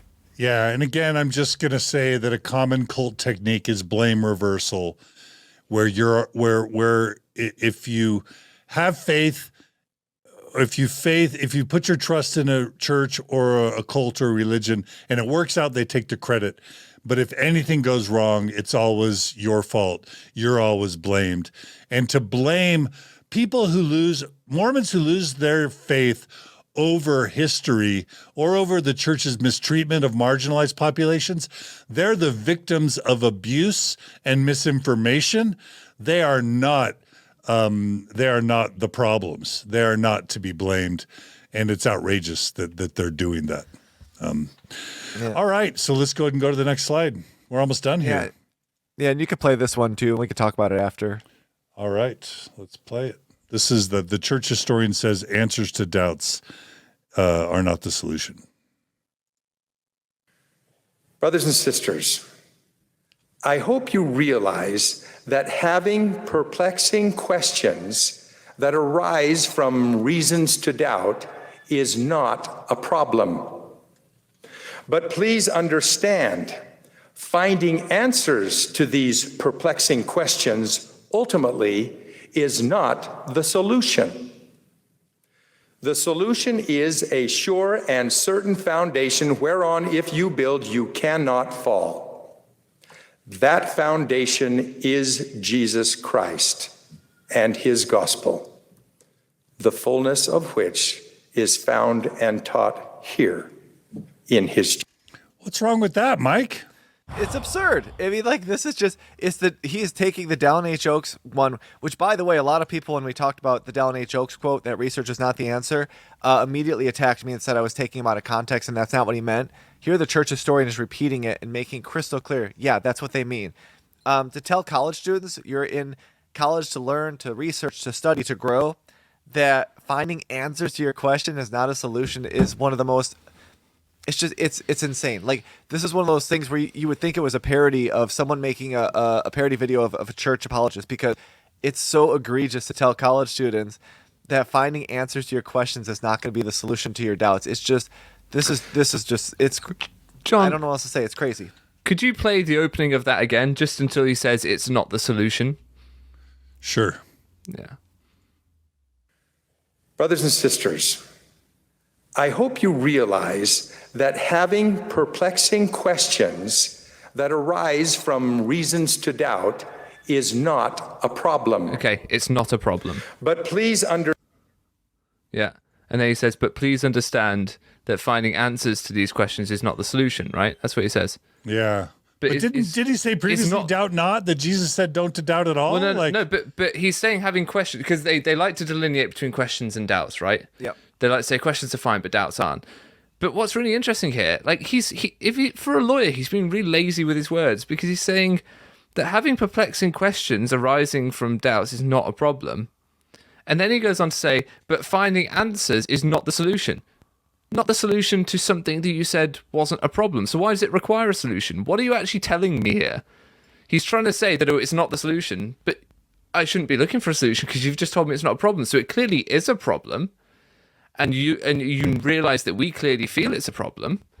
And so you're saying that the answer to this problem is not to look for answers. So there's going to be a lot of empty exam textbooks, a lot of empty exam papers at BYU, Idaho this year, because lots of people are going to say to their professors, well, I was told that finding answers to these things is not the solution. So, you know, I didn't study. What's your... Yeah. These people have paid for an education. They've not paid to be indoctrinated. yeah. And I think it's wrong that they get someone like this to speak to these students and say such anti-intellectual things at a place of higher education. I find that problematic personally. Ironically, one of my favorite memories as a college student was at BYU, the Lord's University, where the professor wrote up on the chalkboard, the university is not the place to have your questions answered. It's the place to have your answers questioned. And that's, that was a BYU professor who is still a living, faithful, believing Mormon who wrote that up on the chalkboard. I like that a lot more. Mike? It's one of those things where you just get to a point where I feel like they're giving the game away. It's just that members don't see it because you're so conditioned not to pick these things up. But they're literally screaming at you, we have no answers, don't look for them. And we've shown throughout all these episodes why they're not telling people what these problems are. They're saying there's compelling reasons to doubt. I'm not going to tell you what those are. It's okay to have questions, but don't find the answers. And I've mentioned Stephen Hassan's bite model before, and I'm going to mention it again here because the I and the T in the bite model stand for information and thoughts. Cults or high demand religions want to control the information that comes to you, but the main reason why they want to control the information is because they want to control your thoughts. They don't ever want the thought occurring to you that what they're teaching you may not be true, or that they might be misleading you or withholding information from you. But that's exactly what if the Mormon Church has a history of anything that's very consistent, it's 200 plus years of withholding factual, truthful information from its members and deceiving them. That is why so many people in the modern era have lost their faith in Mormonism, because they feel misled and deceived. It wasn't until my 30s that I learned that Joseph Smith had over 30 wives, that many of them were teenagers, that at least two of them were as young as 14 years old. It wasn't until my 30s, 3 decades in the church, until I learned that the Book of Abraham was a fraudulent or false translation, that the Book of Mormon had all these egregious anachronisms. Until I learned about the Mountain Meadows Massacre and all the other problems with the Mormon Church, that Joseph Smith used a peepstone in a hat to translate the Book of Mormon. It's the whole reason this LDS discussion series exists, is because the Mormon Church has 2 centuries of deceiving and misleading people, and it's intentional. It goes back to the bite model of controlling information so we can control your thoughts. And this thing that McKay's doing right here, telling you not to doubt, pairing doubt with Satan, making you fear doubts, and telling you ridiculously that the solution to doubts is not to question and to learn, it's to just believe and follow the brethren. That's overt, explicit thought control. And it's, go back to my Stephen Hassan interviews, or check out Combating Cult Mind Control or Recovering Agency. Just those titles, Recovering Agency. Why did Luna Lindsay Corbden name their book Recovering Agency? It's because while the Mormon Church preaches free agency, it systematically withholds free agency by limiting the information you receive and trying to control the thoughts that you have. It's coercion. It's undue influence. And why does Stephen Hassan call it the bite model? Why does he call these organizations cults? Because in Stephen Hassan's perspective, it's mind control. It's literally controlling your mind by controlling the information and controlling your thoughts so that you will do the church's bidding. And that's the whole reason we have the LDS discussion series, is to help free your mind, to liberate you from the thought control of these 80 and 90-year-olds who are literally trying to just get you to pay, pray, and obey. And that doesn't mean the Mormon church is fully evil. That doesn't even mean we want you to leave the Mormon church, but we do want you to have your life back. I'm ranting, but I'll say one final thing. We have a podcast called The Gift of the Mormon Faith Crisis at mormonfaithcrisis.com. Why did we name it The Gift of the Mormon Faith Crisis? Because the gift of having a faith crisis in Mormonism is the rest of your life. You get your life back. And that doesn't mean you have to leave the Mormon church. Some do, some don't. But what we think everybody deserves is informed consent about what it is that they've given their lives to, and then the freedom to make informed decisions once they have all the information. And that's what Mormon Stories is dedicated to, and that's what LDS Discussions is dedicated to, and that's why I love you too. All right, Mike. No, I mean, I like I said, I think when we look at these episodes as a whole that we've done throughout the series, you can understand now that we're getting towards these episodes that are not necessarily about history, but about how the church portrays itself today. They have the same access to information we do. Kyle McKay has access to more information than we do. And the fact that he's telling members doubts are from Satan, researching your doubts, as Dallin Oak said, but finding answers to your questions isn't the solution is just crazy. I mean, imagine that, again, in any other scenario, whether it's religious, non-religious, it goes against any common sense. But at the same time, this is being written by a church historian who is a lawyer with the intentional end game of keep these members in the church. These are college students that are getting into that period of their life where they're going to encounter more stuff about the church. And this is to basically get them afraid of information, get them afraid, even if they find solutions that tell you the church is true, they're saying that still is not worthy of answering your doubts. And I think that, I prefer to call Mormonism a high demand religion. I know cults is a very loaded term, but these are things that should not be happening in any healthy religion or organization. And yet we're seeing them over and over in the Mormon church, not just with adults, but with youth, with the Redlands devotional, where you have like 8-year-old kids hearing it. The Corbridge talk, this talk are both the colleges. The Russell Nelson one was general conference to everybody. Dallin Oaks was to a group in Chicago. I think it was young adults. And so this is to all ages that it's happening. It's by design. There are themes that you see throughout these talks. It's intentional. And it's just, as we said, these episodes are designed to give you the information. You're going to do with it what you want. But at the same time, I hope at least you could see that the answers you're getting from the church through the gospel topics essays, through saints, they're not holding up. And so you then have to ask yourself, why can they not give us the full picture while still asking us to remain faithful and to do all of the things that are required to be an active member in good standing? Nemo, I want to get you in here, but if it's okay, because you mentioned it, I'm going to share the survey, Nemo, that you just put out on Ex-Mormon Reddit. Basically, Nemo asked the question, what was the first, quote, anti-Mormon material you encountered? And I thought it was interesting that tied for number one with the CES letter right now after 73 votes is what at the very bottom, Nemo and Mike? What is it? Gospel topics essays. Yeah. Right? So let that sink in for a second. It took the Mormon church like almost 200 years to start being honest about its history.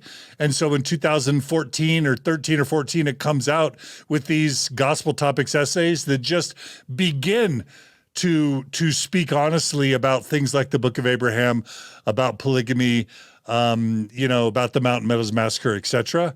And it's already become the top reason for people losing their faith, tied with the CES letter. Does that not speak volumes, Mike and Nemo? Nemo, let's have you go next. It It does. It shows that there was a reason, a very good reason from the church's perspective, why they didn't let people see this stuff.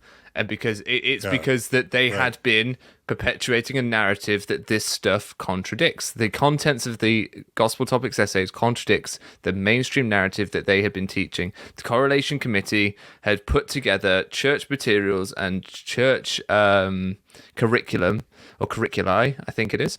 They put these together knowing that the narrative they were trying to teach people was undermined by certain things. And then when transparency was forced upon the church, it broke a lot of people's trust in the church because they'd been taught a narrative that was determined not to be true by the church's own materials.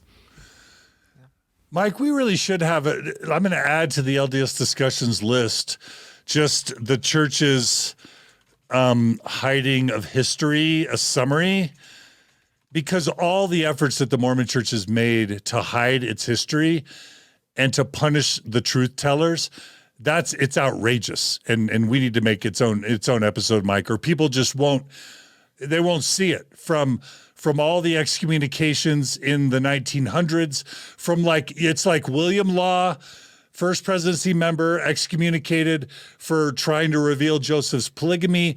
Oliver Cowdery excommunicated for calling Joseph out on his adultery with Fanny Alger, all the way through to the Danites and Brigham Young, and all the lying about the Mormon Church sending missionaries to England, lying that polygamy is happening back in Salt Lake City, when it was actually polygamists that were telling people that no polygamy was happening back in Salt Lake City, all the way through to the Second Manifesto, where the church promises to not commit polygamy to the world, and they keep practicing it, all the way up to Apostles and Prophets, through the B.H. Roberts Secret Mormon meetings of 1922, all the way through to the excommunication of Fawn McKay Brody, to the Leonard Arrington administrations of church history, to the silencing of dialogue in Sunstone in the 70s and 80s and 90s, to the excommunication of the September 6th, all the way through to the internet and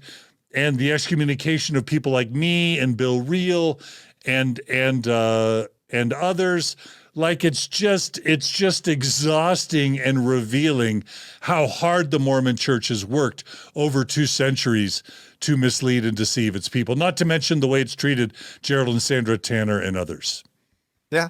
I mean, it's one of those things where it's like sometimes I think people don't necessarily care how the sausage is made, but it is important to look at how Michael Quinn did all of this work, was excommunicated, and a lot of his work is now used in the Gospel Topics essays, which is just really, it's both sad and kind of, it's not funny, but it's just like ironic that that Rough Stone Rolling, Richard Bushman's book, reveals nothing interesting that wasn't revealed in Fawn McKay Brody's book, No Man Knows My History. I believe Fawn McKay Brody is the most cited source in Richard Bushman's Rough Stone Rolling. And yet, Fawn McKay Brody was excommunicated because she released the book in 1945. But because, Richard Bushman wrote a super boring, long book and pulled a few punches, his book is sold at Deseret Book, while Fawn McKay Brody was excommunicated. Yeah. Yeah. I mean, it's just the way it goes. That's what I was saying earlier. It's not about the facts. It's about whose side you're on. Yep. Yeah, that's good. That's a good quote, Nemo. All right. Well, should we go to the final slide then, Mike? Yeah, I think we can. All right, let's do it. And like I said, I don't really know what more to say about all of these talks we've covered in these 2 episodes, but these are all from the last 5 years, from the last episode and this episode, and I chose them intentionally because they are being taught to the youth right now. They're being taught to the older members of the church, young adults, as I just mentioned, through both the current leaders, the prophet, the historians of the church. And as I've been kind of talking throughout these 2 episodes, members of the church would recoil if they heard these lines being used on their children by any other religious leader, politician, or a teacher. And yet these talks are being given to make members afraid of doubts, to be afraid of looking under the hood of these problems, and to, most importantly, be afraid of friends and family that have doubts, and to ultimately circumvent our critical thinking so that we stay in the church and we don't think about it. And I think if there's one lesson to take away from these episodes, is that doubts are they're a great thing. And even if they end up being painful because the journey leads you to have to change your paradigm, to change your core beliefs, whatever the case might be. Ultimately, doubts are a great thing because you're going to get answers that are going to help you to make better decisions going forward. It's not something to be afraid of. And I think one of the things we've talked about in these episodes is just if you apply the thinking of the church to other aspects of your life, it would greatly hamper your ability to make good choices. You know, when, for example, the church historian says if there's compelling reasons to doubt, you shouldn't look at them. I mean, just imagine if you had a loved one come up to you and say, I have compelling reasons to think that your spouse is being unfaithful, and you're just like, no, I'm just going to choose to believe he's faithful, or she. And all of a sudden, years go on, and you find out you've been lied to, and all of a sudden, you realize you could have made your life have a better path. And as John said, going through this process sucks. Going through the process of learning the Mormon Church's truth claims are not true, it sucks. It's not fun. It's painful. You feel isolated. You feel alone. But at the end of the day, it does give you a lot of your own freedom back. It gives you your agency back for real, because now your free agency isn't the choice to obey a church, but it's the ability to choose your conscience, to do what you think is going to be right for your community and for your family. And, just to close up by saying, as I mentioned earlier, if you hear this from another religion, your response is going to be that this is just a horrible way to try to get members to stop thinking. And there's no amount of special pleading to try to erase the fact that the Mormon Church is doing that repeatedly. And if they had the confidence in their truth claims, they would not be taking this approach. They'd be at General Conference pounding the podium saying, we have the truth, go out and research it, you're going to find out it's true. And it said it's exact opposite. And that should be all you really need to know about what the church believes about their own ability to back up their claims.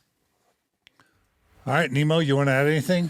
Yeah, just a really quick story about a TED Talk I watched where a magician said that one of the greatest skills of being a magician is being able to see things from other people's perspective, because being able to see things from other people's perspective is how you make the magic work, because you understand what they're going to see when you do the trick, and it's about making sure that they enjoy the magic show. And I think what's really important for all of us is to be able to try and put ourselves in other people's shoes. So if we want to try and put ourselves in the shoes of someone from another faith looking at this, we would see how they would view these things. And that would be helpful to us then trying to objectively determine, is this a good way of thinking? And similarly, if you can put put Carl McKay as a member of another religious group and say, what he's telling me, if you're a member of another religious group, how would I view that? Being able to put yourself in those sorts of mental spaces would be really healthy for your thinking and will help you come to better decisions, I think. So that's what I would encourage. That would be my homework that I would set all the listeners. I love it. All right. Well, Mike and Nemo, this has been a great episode. I hope that our viewers and listeners have enjoyed it. We do have a few more episodes to record this spring of 2023 before we take a hiatus for the summer. Mike, do you want to tell us what's left for the LDS discussion series? Yeah, I think we've got our next episode, I believe, is going to go over some of the miracle stories from Russell Nelson, which is going to have Radio Free Mormon, which I'm excited about. I think that one's a really important one, especially when you use the Spiritual Witnesses episode and the Transfiguration of Brigham Young episode. The Russell Nelson's Miracle Stories episode is going to make a lot more sense. We're also going to have an episode on apologetics, and we're going to have an episode on if Joseph Smith got it right, then who got it wrong? And the idea is just kind of turning kind of the way we're thinking about all of this upside down to say, okay, let's just assume Joseph Smith did get it right. What does that tell us about all of the things we've come to accept as truth or science around the world that has to be wrong in order for that to happen? And I think it's a good way to kind of look at it from a different perspective to try to further kind of underline how the problems are when you go into apologetics. When we talk about how one apologetic answer kind of creates another problem, and this is a good way to illustrate that by saying, let's just assume it's right.